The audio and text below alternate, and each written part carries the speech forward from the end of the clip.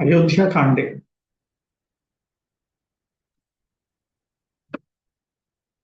Canto 2, Ayodhya Kanda.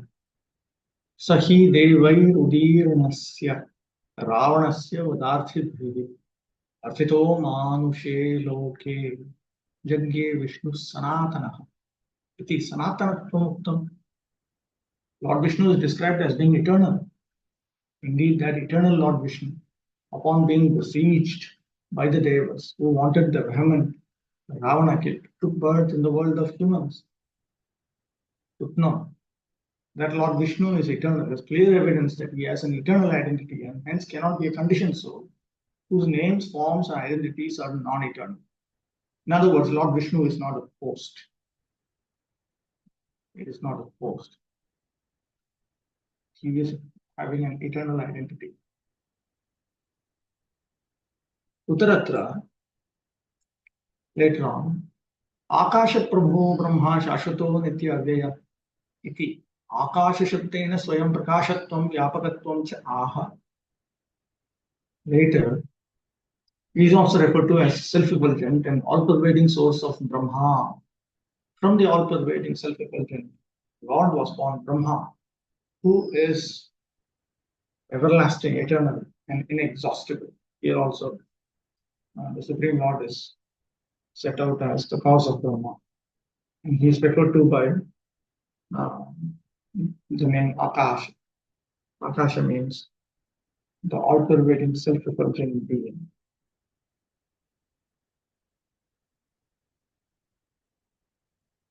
Parallel passages can be found in the Upanishads. In fact, they're very commonly studied by students of the Vedanta Sutra. Aranyakande Marichena in Aranyakanda. Aranyakanda is also referred to as Aranyakanda. Same.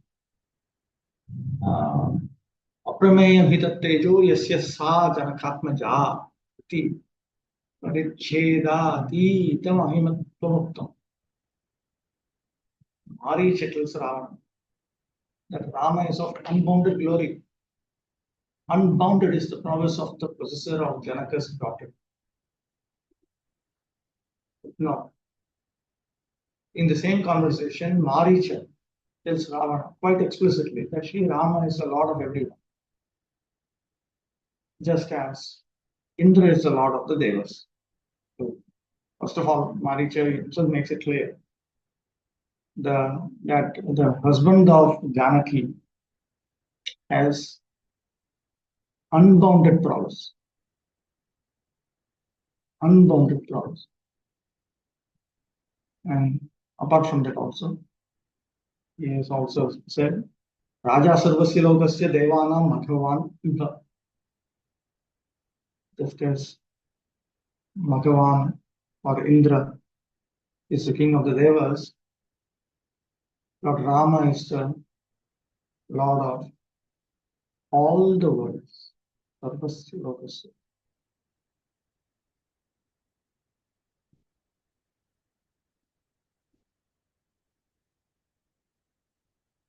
Kishkindha Kande Taravachanam Tvam Aprameyascha Durasadascha Jitendriyascha Uttama Dharmikascha Akshaya Kirtischa Vichakshanascha Kshitikshamavaam Shatajopamakshah Vasavriksha Sadhuna Apannanam Paragatihi Artanam Samshayaschaiva Yashasaschaika Bhavinam Jnana Vijnana Sampanno Videshe Nirata Ituhu Dhatunam Iva Shailendro Gunanam Akaro Mahan Iti.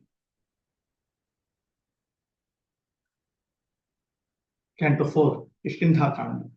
Tara describes Lord Rama as being a reservoir of all auspicious qualities, headed by knowledge and bliss. Anena cha jnananandadi samasta kalyana gunakaratvam. He is said to be the reservoir of all auspicious qualities, headed by knowledge and bliss. So now, how did Tara know about Rama. That is noted in 4.15.15 to 16. She learned about Ramachandra and Lakshmana from Angada, who learned about them from his spies in the forest who had observed Sugriva's pact with Rama. This confirms that people in general knew very well that Lord Rama is a supreme being. Even Mandodari, Ravana's wife, knew this, as we will notice in Canto 6. Tara to Vali. This series, these two statements, they also have an elaborate, nice, detailed explanation by Sri Govindaraja. He is a sheltering tree for the sadhus, the ultimate sanctuary for those who worship him for shelter, the refuge of those who surrender unto him in distress, and the sole repository of fame. Endowed with knowledge and realization, he is absorbed in carrying out the instructions of his father. Like the Himalayas for valuable minerals, he is a great reservoir of all auspicious qualities. 4.15.19 to 20.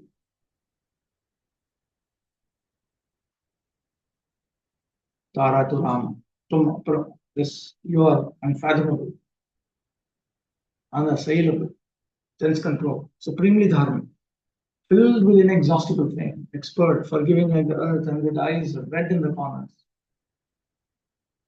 4.24.31. From all of this, it is understood that Rama is the supreme personality of Godhead himself.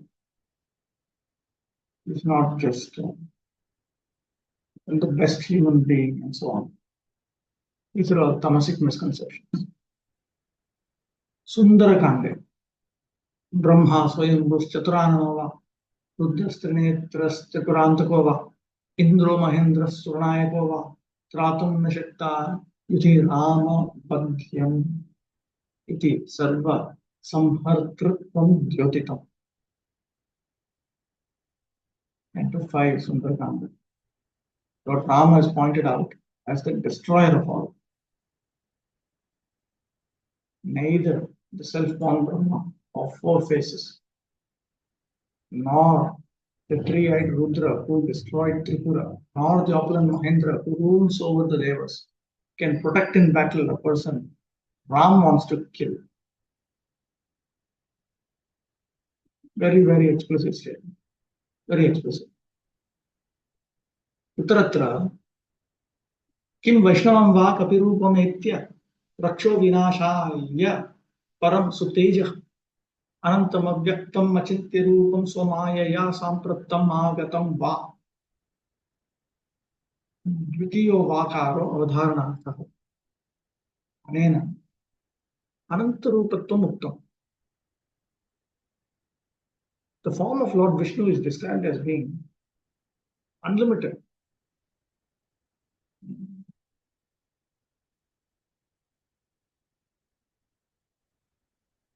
Or did the transcendental prowess of Lord Vishnu appear now, having assumed by his magical powers the form of a monkey to destroy the Rakshasas? That prowess is unlimited, unmanifest, inconceivable, and unrivaled. So, even the population of Lanka, they knew that Vishnu's power is beyond calculation. Then, Yuddhakande, Vishnureva Katham Jagat Karanam Anyesham api Hiranyagarbhas Samavartatagre Yadatamas Tanna Diva Naratra Nasanna Chasachiva Eva Kevalaha Indromaya Purudupayate Ityadina Atatva Shravanat Ityashankya Vedya Sarvebhya Shresthatva Pratipadana Hiranyagarbha Shiva Indradi Shabdaha Sad Brahma Atma Shabda Vad Vishnupara Eva Iti Ashayena Uchyate. One might object to the assertion that Lord Vishnu alone is the ultimate cause of the universes on the basis of statements such as Hiranyagarbha wasn't the beginning. This is a Rigvedic statement. 10.121. When there was darkness, there was neither day nor night, neither existence nor non-existence. Shiva alone existed. Shvetashvata 4.18. Indra appears in many forms by dint of his mystic powers. Brihadaranyaka Upanishad 2.5.19.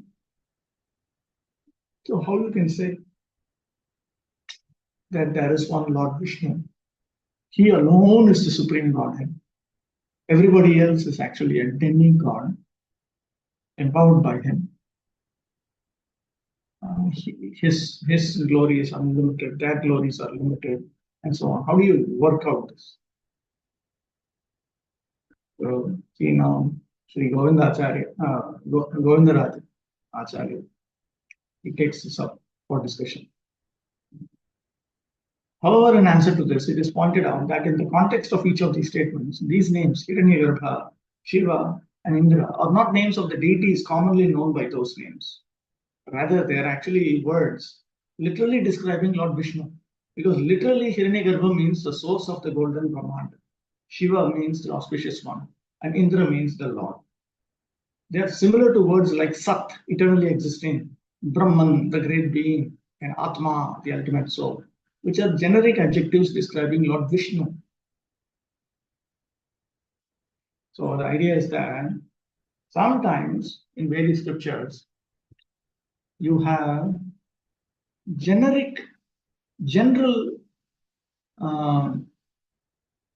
descriptors or general adjectives used, names which convey a generic sense to refer to the Supreme Personality of Godhead. And sometimes Lord Vishnu is identified by name. But they are the same. Brahmeti Paramatmeti Bhagavaniti Shabdyate is very well known to students of Bhagavatam. So sometimes the Supreme Personality of Godhead is referred to as Brahman. Like Athato Brahma Jigyasa, Janmadhyasya Yataha. So Brahman means the great being, the supreme being, the one with an unlimited number of qualities, auspicious transcendental attributes. So like that, but Brahman is a very generic expression, but Narayana is very specific. Shiva, literally it can mean just auspicious. Shiva can refer to the husband of Parvati, one particular individual. Hiranyagarbha can refer to Brahma, but Hiranyagarbha can also mean the source of the golden Brahmanda. Vishnu means the all-pervading one. So now, can one not argue then that okay, so then Vishnu itself may be just referring to Shiva, the all-pervading Lord Shiva? How do you deal with that? So then Vaishnava Acharyas point out, but there is the name Narayana. Narayana, according to the rules of Sanskrit grammar, can only refer to a particular person's name. It cannot mean, it cannot be used as an adjective. It cannot be interpreted as an adjective for somebody else, like Hiranyagarbha, the source of the golden one. That's an adjectival expression. Shiva, auspicious, Indra, the king or the Lord. It can be used in an adjectival sense. But Narayana cannot be used in an adjectival sense. Narayana is the shelter of all the souls. There is some grammatical rule for that because the second N, Narayana, contains a dot. So that is only because Narayana is the name of one particular individual being, one individual person. So from that it is understood that Narayana is indeed the supreme Brahman, and All the others are simply actually originally his own names. In Govinda Bhashya also we come across the principle of Sarvanamavan, that all these are actually originally names of Lord Vishnu only. Brahma is originally a name of Lord Vishnu, but he has licensed it to this demigod, whom we commonly refer to as Brahma. This is also discussed in the Sandarbhas by Jiva Goswami. Madhvacharya brings it out. He's the first person who brought it out, then Maladevi Krishna also takes it, explains it. Etena Sarve Vyakhyata comes in Vedanta Sutra, first chapter, towards the end of the fourth part. So therefore, sometimes the Supreme Lord himself is referred to generically, and sometimes he is referred to specifically. So in that way, we will not mistranslate particular passages that appear in the various scriptures.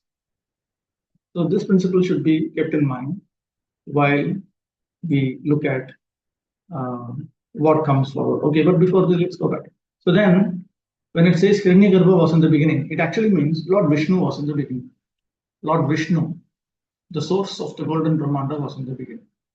Similarly, Shvetashvatara 4.18 means the all auspicious Lord Vishnu alone existed when there was darkness. Similarly, Brihadaranyaka 2.5.19 means Lord Vishnu, who is the Lord of everyone.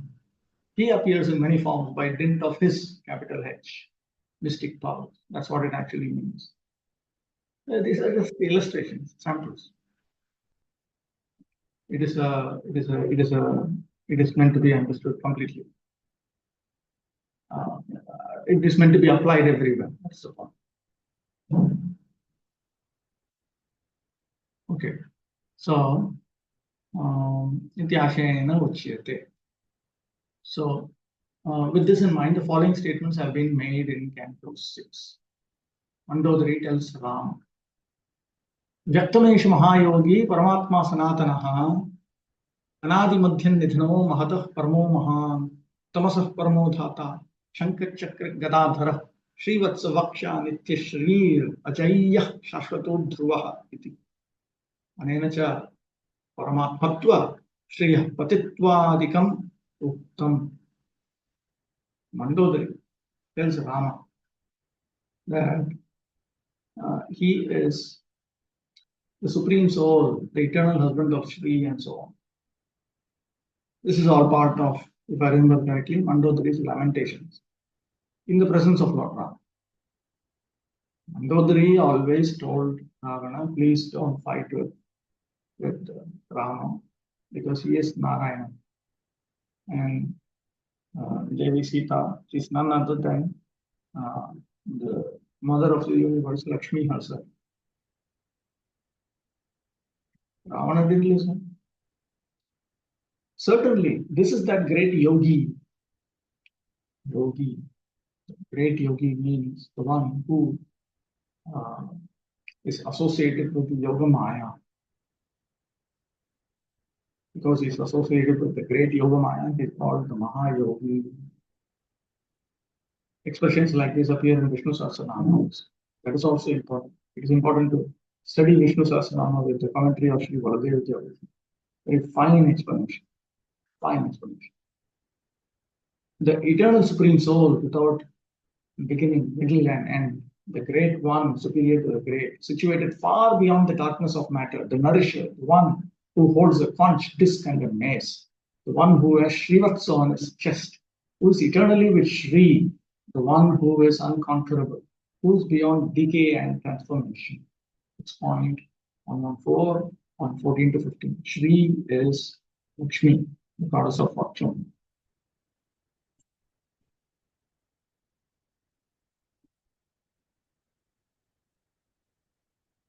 Uttaratra Brahma. Later on, Lord Brahma states, Bhavan Narayano Deva, Srimams Chakrayudhu Vibhuhu, Ekashringo Varahastvam Bhuta Bhavya Sapatnijit. Ityadi. Later on, Lord Brahma states that he alone can be referred to by the expression Narayana. Anena Tasya Narayana Shabda Vachyatvam Uttam. Bhagavan Narayana Deva Srimams Chakrayudhu Vibhuhu. You are the all-pervading Lord Narayana, the husband of Shri, the wielder of the disc. You are the one-horned Varaha. You have conquered your opponents in the past and will do so in the future. 6.120.13. The commentator does not present statements about the glorious position of Lord Vishnu as set out in Canto 7, Uttarakanda, probably because this canto is too explicit in presenting the details of his glories. Uttarakanda very explicitly refers to Lord Ram as uh, Lord Vishnu and Sita Devi as Shri, the goddess of fortune. Then, okay, so all of this is beginning and end, and as well as repetition. Yes, so this is what will come up. Beginning, conclusion, repetition. Now, we will look into the next one called novelty. अपूर्वताच प्रमाणांतर अप्राप्ति नहि परतत्वस्य विष्णुत्वं प्रमाण अंतरात् अवगन्तुं शक्यम्. Novelty indicates an understanding that can come from no other source of valid knowledge. Indeed, the fact that the Supreme Truth is Lord Vishnu cannot be understood from any other source of valid knowledge. You have to listen to the scripture. You cannot understand the nature of the Supreme Being except from scripture. Shastra Yonitvat. Knowledge about the Supreme Brahman. In Vedanta Sutra, Brahman, Paramatma, Bhagavan are synonyms. Brahman is what is used, but Brahma Shabda ka hai Paripurna Bhagavan, Chaitanya Mahaprabhu explains. The word Brahman in the Vedanta Sutra refers to Paripurna Bhagavan, the completely perfect Supreme Personality of Godhead, who is filled with the six transcendental opulences. And the Vedanta Sutra clearly says, knowledge of Bhagavan can only come from the scriptures. You cannot understand the Supreme Lord through Pratyaksha and Anumana. It can only come from the scriptures. So, whether